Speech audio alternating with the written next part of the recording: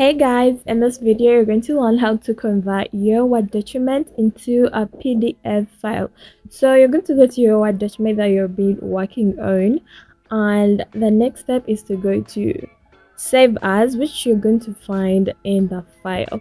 So you tap on this button that says File, and you go to the part that is Save As. So you click on that, and then you choose where you want to save your PDF file.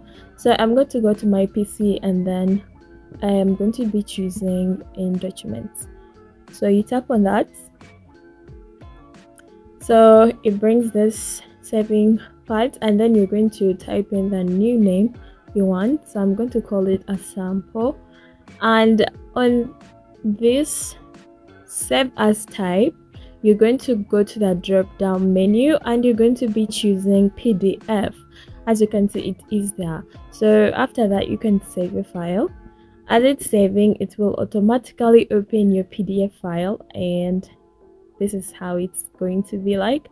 And simple as that, you are done converting your Word file into a PDF file. So I'm going to go back to our document and see the real file, the real PDF file.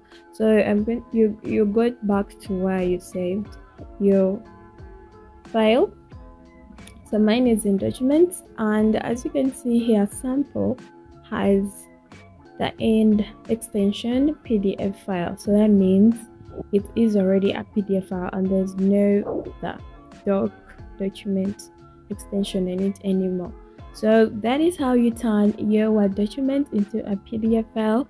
Thank you so much for watching. If you liked the video, please drop a like and comment on what other videos you want me to do. Bye.